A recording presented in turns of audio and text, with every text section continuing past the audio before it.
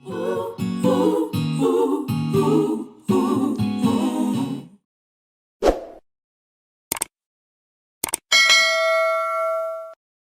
thing that tells us about our relationship with ourselves is listening for what your heart wants to do. So sometimes, like I said in my video, we silence our voices, we silence our hearts. Some people say, oh, I don't know like how to listen to my heart or how to hear my heart, how to build a relationship with my heart. And sometimes the reality of the situation is that we've silenced ourselves so long that we're not even saying anything anymore.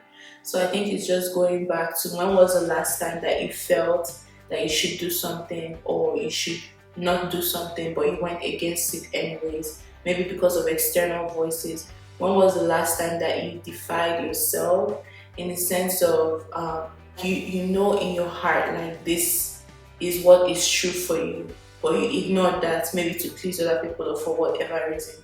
That could be a good place to start. I think amplifying amplifying our hearts, amplifying our authenticity in life starts in the small decisions. If you want to wear like a certain outfit, instead of saying, oh, no, I don't want to wear that, like what will people think and everything, like that's when you're silencing yourself. You can decide to just go for the outfit and wear that outfit. If you want to go somewhere, if you want to try something new, if you want to learn something new, don't let the voice of, oh, that's not what people like you do, or oh, that's so weird, or something like that, stop you from doing that, because those are ways that we silence ourselves. Sometimes we want to hear our hearts in big situations, in big decisions, but the way to build that equity and to amplify your heart and amplify your voice and your authenticity in your life is to start living true to yourself in the small moments. In the small moments of what you want your diet to look like, what you want your physical activity to look like, what you want your fashion to look like, what you want your hair to look like. It's those little decisions that kind of increase that ownership in your life and increase and amplifies the voice, your heart voice, so that you really feel like you're living the life that is true to you. It's not just in the big moments, it's in those little moments. So taking back ownership over those little moments will really help you amplify and figure out what your voice and what your heart is actually saying. We hear this statement a lot, be true to yourself, but many of us don't know how to do that because we don't know ourselves.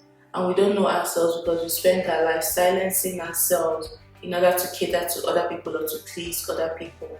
Start listening back to yourself, start listening back to your heart, start listening back to your desires, because your desires are unique to you. Your desires, living out those desires, are what makes you come alive.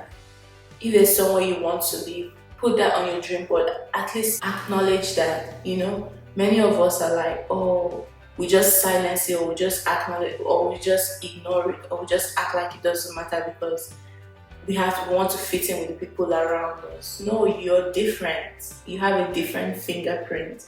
So own that and start leaning into those little parts that make you unique.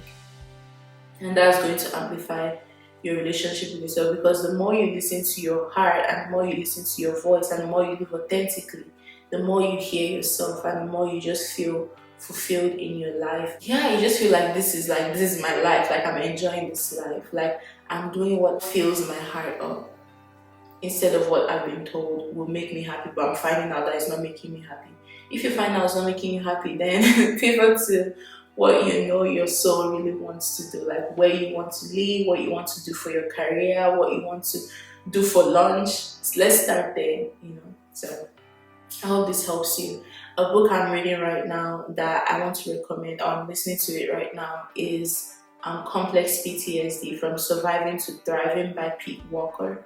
And it's so powerful. I'm still listening to it and I'm like mind blown. But that's a book I would recommend for anyone who is starting to build a relationship with yourself and to maybe understand your childhood and understand how things affected you in childhood, how people affected you in childhood. I think it's because many of us are traumatized and we don't even know that we're traumatized. So that's why it's not like one traumatic event, but it's like little events that kill us little by little. But yeah, if you can get your hands on that book, I think it's going to explain so much, especially if you feel disconnected from yourself.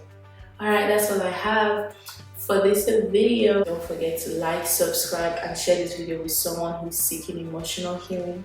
Also, don't forget to grab your merch, your mirror healing merch, so that when you stand in front of the mirror, you're reminded of how truly wonderful you are, coming against those voices that tear us down in front of the mirror. And until you see me next time, know that you're loved, you're cherished, and your voice and your heart and your authenticity is needed. Like, we need the essence of who you are. We don't want you to just be a carbon copy of somebody or just be going through the motions like a robot. Like, we need the real you. So know that. Love you. Bye.